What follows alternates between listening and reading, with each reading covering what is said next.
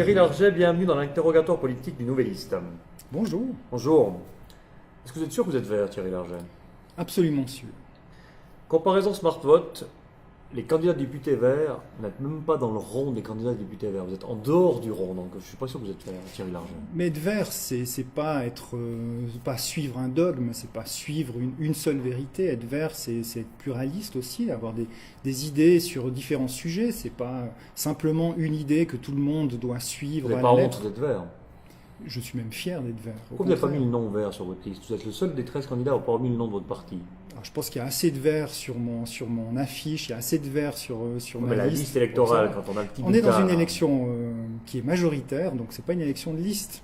Maintenant, c'est une élection de personnes, de personnalités, j'en suis une. Vous dites souvent centriste, hein? Vous n'êtes plus à gauche, Thierry Larget? Centre-gauche. Centre-gauche. Pour être précis. Vous êtes à gauche toujours? Mais je me sens bien au centre. Je me sens bien là où on peut regarder chaque idée, être capable de l'analyser, être capable de la prendre aussi pour soi et puis de l'intégrer dans son propre Donc projet. vous êtes plus au centre qu'à gauche? Je suis au centre-gauche. Par rapport à Marianne Volpi ou Christophe Climat, vous êtes plus au centre? Je les laisse être où ils veulent. Moi, je me sens au centre-gauche, avec un regard à gauche, un regard chez les Verts qui se sentent plus à gauche que moi, mais aussi un regard plus à droite vers les Verts qui se sentent aussi à droite. Vous auriez pu être vers libéraux, vers libéral? La question s'est jamais posée, mais je me sens bien chez les Verts. Je pense pas que j'ai forcément envie d'aller chez les Verts libéraux. Alors, de tous les candidats de gauche, vous êtes le seul à être pour l'augmentation de l'âge de la retraite. C'est surprenant. Le couche-pain des Verts. Thierry Larget. Si vous avez lu aussi mon petit commentaire, c'est que je suis pour l'augmentation de l'âge de la retraite parce que c'est une réalité à laquelle on est confronté. Par contre, je suis pour aussi une flexibilisation beaucoup plus grande de l'âge de la retraite. C'est-à-dire que quoi, 67 ans pour tout le monde, après on est plus flexible. Absolument. Notamment en fonction de la pénibilité du travail, en fonction de l'usure finalement des gens qui travaillent. Il faut être capable d'être souple tout en fixant un objectif qui correspond à une réalité sociale, une réalité économique. Aujourd'hui, quand on regarde le programme de tout le monde, il y a du vert un peu partout, chez les PDC, à l'ensemble à droite, à gauche, partout. Ça a encore un sens d'être vert aujourd'hui? Oui, parce que ça dépend comment on traite ce vert. Si le vert, c'est juste pour faire joli sur la couleur du votre parti?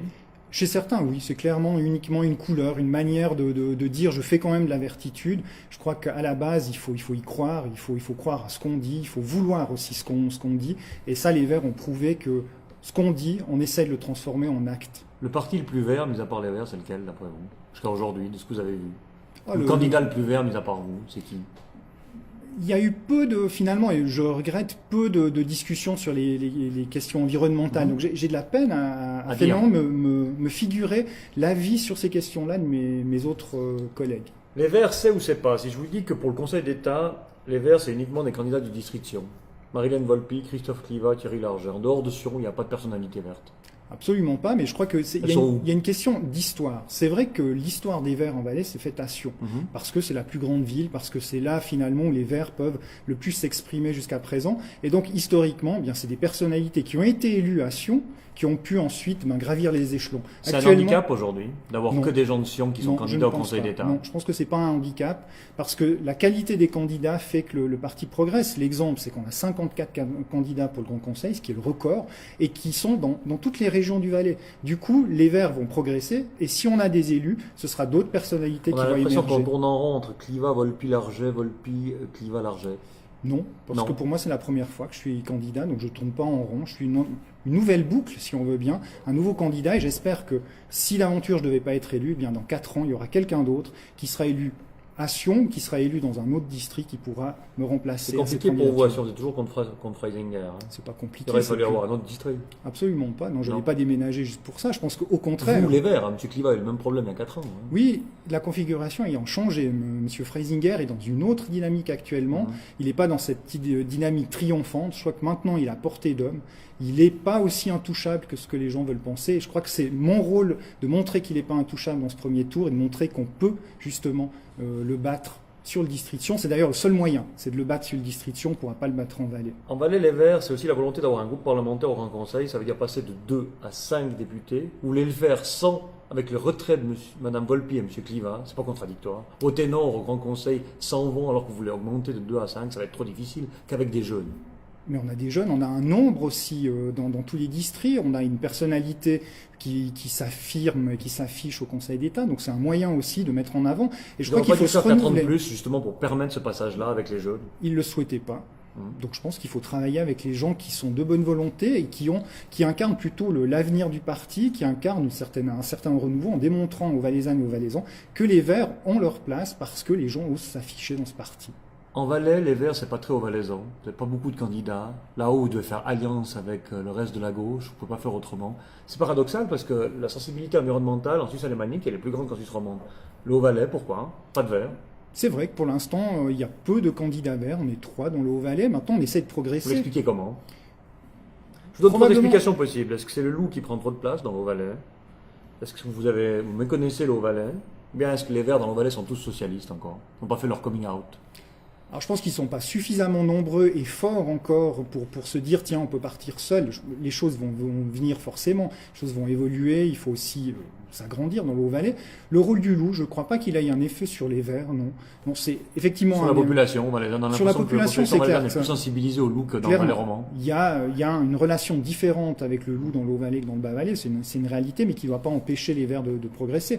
Nous, on essaye, par le biais de la section valaisanne, de développer, de se faire connaître, mais comme dans le Bas-Valais, il y a eu une phase de lancement où finalement les gens ont peur de s'afficher, ont crainte de risquer. Tant que vous n'existez pas dans le Haut-Valais, vous ne pourrez pas progresser.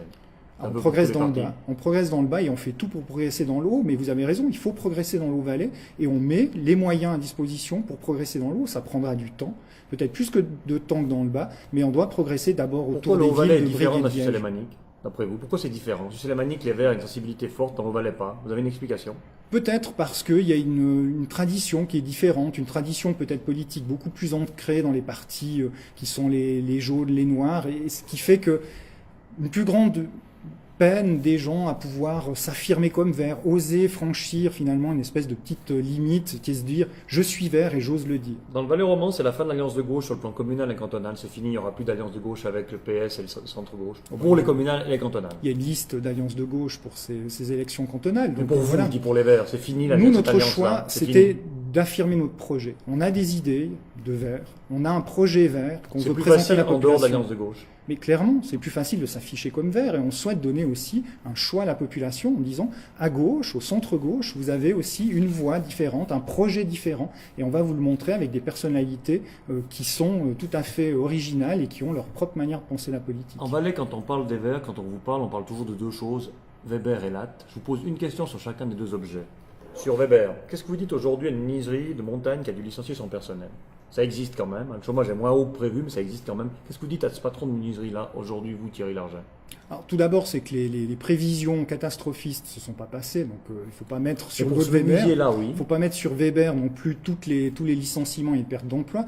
D'autre part, c'est que les Verts ont voulu, dès la campagne sur Weber, mettre en avant la nécessité de transformer l'industrie touristique, d'un tourisme de construction en tourisme d'exploitation. Mais qu'est-ce qu'on fait avec les gens qui font de la construction? Qu'est-ce qu'on fait avec le menuisier qui ne fait pas de tourisme? J'y viens, c'est qu'ils ont voulu d'emblée aussi aider la conversion de la construction, de la résidence secondaire à la rénovation, à d'autres types de construction. Il faut développer l'hébergement, oui, mais l'hébergement touristique. Et là, il y a un champ économique énorme. Il faut oser dire qu'il y a trop de construction et qu'il y aura du chômage. À un moment donné, il faut dire ça. Il y a trop de résidences secondaires. Et il n'y a pas assez d'investissement et de travail dans la rénovation des bâtiments et dans l'hébergement touristique. Et là, il y a un énorme champ économique qu'on doit exploiter, que le gouvernement doit favoriser. On peut être menuisier et devenir patron d'hôtel? Non, il ne s'agit pas de transformer le menuisier en patron d'hôtel, il s'agit de faire en sorte que le menuisier habitué à construire des résidences secondaires rénove des bâtiments, construise et rénove des hôtels, construise et rénove... Le marché suffira. Le marché suffira parce qu'on a un marché aussi en plaine. Et on a vu un transfert de la construction de la montagne à la plaine. Et là aussi, il y a tout un travail de restructuration de la branche et de repenser cette branche. Mais le marché, il existe. Simplement, il faut l'avoir globalement dans l'œil. Et c'est le rôle du gouvernement d'avoir une vraie politique en termes de construction, en termes touristiques. Sur la latte, quelle est votre proposition pour qu'on évite des situations financières personnelles très difficiles? Est-ce qu'il y a une solution vraiment? Il faut d'abord absolument adopter la loi cantonale d'application de la latte. Pourquoi? Parce que sinon, qu'est-ce qu'on risque? Ce qu'on risque, c'est en 2019, pas 1 mètre carré de zone à bâtir en plus en Valais, même avec les compensations. Ça fait peur, c'est tout. Non, c'est la réalité, c'est la loi qui l'impose. Et je peux vous assurer que la Confédération ne se gênera pas pour venir nous le rappeler. Donc il faut voter cette loi. Et je veux aller la défendre. Qu'est-ce qu'on fait avec les situations personnelles de gens qui auront hypothéqué leur terrain, qui vont se retrouver avec des dettes énormes sans terrain ou sans la valeur du terrain qui est la même? Qu'est-ce que vous dites à ces gens-là? Il y a la solution qui est apportée par la loi, qui est de dire il y a un premier cercle des 15 prochaines années, c'est ce qui va être construit. Ensuite, il y a un deuxième cercle qu'on réserve pour les 15 à 30 ans. C'est possible ou c'est du blabla? C'est ce qui est C'est dans la simplement loi. calmer les gens aujourd'hui. Pas du tout. C'est ce qui est dans la loi actuelle qu'on va devoir voter. C'est ce qui est dans le plan directeur cantonal et ce qui a été, sur le principe, accepté par la Confédération. Et moi, en tant que défenseur de la LAT, je pense être légitimé pour aller représenter le canton du Valais à Berne, défendre cette loi, défendre le plan directeur et montrer la bonne volonté Vous allez du perdre canton. moins de voix que Christophe Cliva avec ça. Il y a 4 ans, c'était en pleine campagne. On a refusé la LAT. Le Valais, la Suisse l'a accepté. C'était la même campagne. Vous allez perdre moins de voix. Je pense que je vais perdre moins de voix et même je veux mettre en avant le fait que je suis l'un des seuls, si ce n'est le seul, à être crédible à Berne pour défendre le dossier valaisan. Le bon exemple en Valais en matière d'environnement. Un exemple. Un bon élève ou un bon exemple. Un seul. En matière d'environnement, mais je pourrais vous en citer des... Ah. On a sur l'aménagement du territoire, la commune de V, qui est la première à avoir gelé ses zones à bâtir. Environnementalement, c'est extrêmement intéressant. Et le mauvais élève? Le Un mauvais mauvais élève élève, ou un mauvais exemple d'environnement valais. j'ai pas envie de stigmatiser l'un ou l'autre. Il y a pas... Moi, je ne perçois pas... Ce qui vous choque le plus? Ce qui me choque le Sur plus, les 5 c'est le derniers mois, fait allez. qu'on continue à consommer de la terre agricole par de l'urbanisation non contrôlée. Ça, c'est choquant parce que ça met en danger notre ressource primaire qui est la ressource agricole. C'est un thème qui est quasiment pas abordé dans cette campagne. Moi, je veux le mettre en avant. On doit préserver les terres agricoles par un urbanisme et une urbanisation de la plaine notamment qui soit rationnelle et contrôlée. C'est un peu UDC, ça. Pas du tout. Non? Non, c'est juste l'application de la LAT et la mise en œuvre réellement de ce qui est une Ce sera priorité. possible de faire ça. Oui, mais c'est la LAT, c'est la loi sur l'aménagement du territoire cantonal qui va le prévoir. Une maîtrise, il ne s'agit pas d'éliminer les gens de la plaine, il s'agit de maîtriser l'urbanisation par exemple, une densification de Vous qualité. êtes pour Rhône 3 puis vous dites qu'on prend des terres agricoles. Est-ce que c'est pas contradictoire? Mais faites le calcul des terres agricoles qui partent sous l'urbanisation. Vous verrez que chaque 18 mois, c'est l'équivalent des SAU, la troisième correction du Rhône. Chaque 18 mois. C'est là le problème. Qu'on essaie Là, d'économiser c'est pas sur l'État qui R3. prend, c'est des privés qui prennent. C'est plus facile à accepter pour des paysans. Évidemment, évidemment, mais ça, à la limite, c'est pas le problème du gouvernement. Le gouvernement doit gérer l'espace valaisan, la terre valaisanne. Et pour ceci, eh bien, la priorité, la conservation des terres agricoles et une maîtrise de l'urbanisation, une maîtrise de l'aménagement du territoire. La pire affaire de la législature, est-ce que c'est Giroud, Clezy, la A9 ou les constructions illicites de Verbier?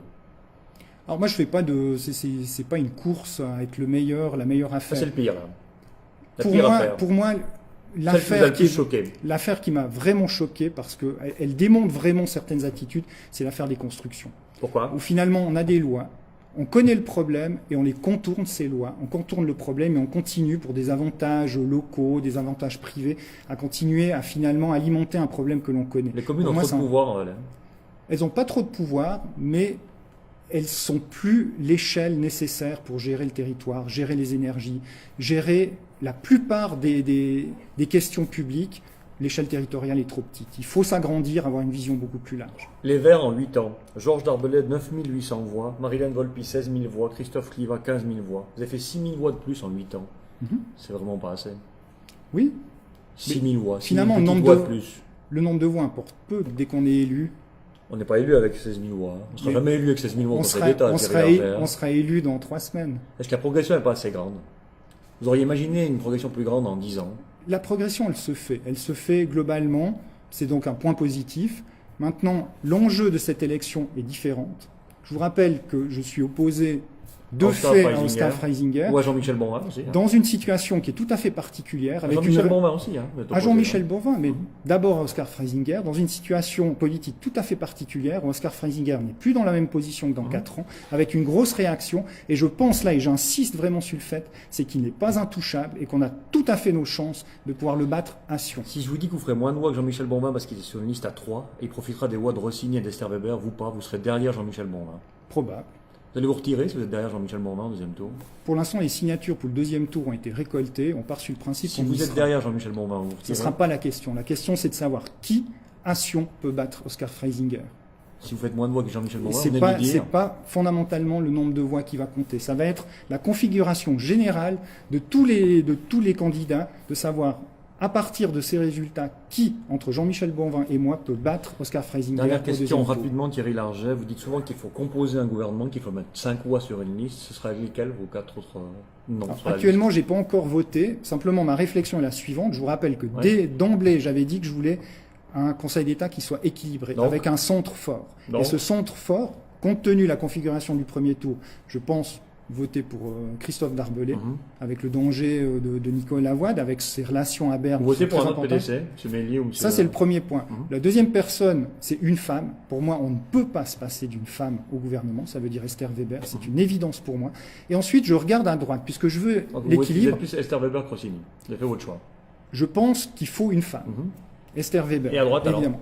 À droite, je regarde et je trouve que Frédéric Favre a un degré d'ouverture qui, moi, m'a bien plu et pourrait rentrer dans ce collège, un collège ouvert, capable de discussion. Donc Favre, Larget, Darbelay, Esther Weber. Reste le cinquième. Et le cinquième, pour l'instant, je n'ai pas décidé. Ça pourrait être Rossini, parce que je pense que Stéphane Rossini, là aussi, a des contacts à Berne. Rossini et Esther Weber, ça ne sert à rien de voter pour l'un et pour l'autre. Et pourquoi pas? Parce que l'un et l'autre vont s'arrêter. L'un ou l'autre. Probablement, mais ça n'empêche pas que de renforcer peut-être le score de Rossini n'est pas une mauvaise idée. Il y a d'autres candidats qui sont encore très intéressants. J'ai pas fait mon choix sur ce cinquième. Je le ferai en tenant compte des derniers débats, des derniers développements. Pour l'instant, j'en suis à 4 personnes. Pour autant, évidemment, que je me mette sur cette liste, ce qui est assez probable. Et j'invite d'ailleurs tout le monde à le mettre. Thierry Hergé, merci. Merci.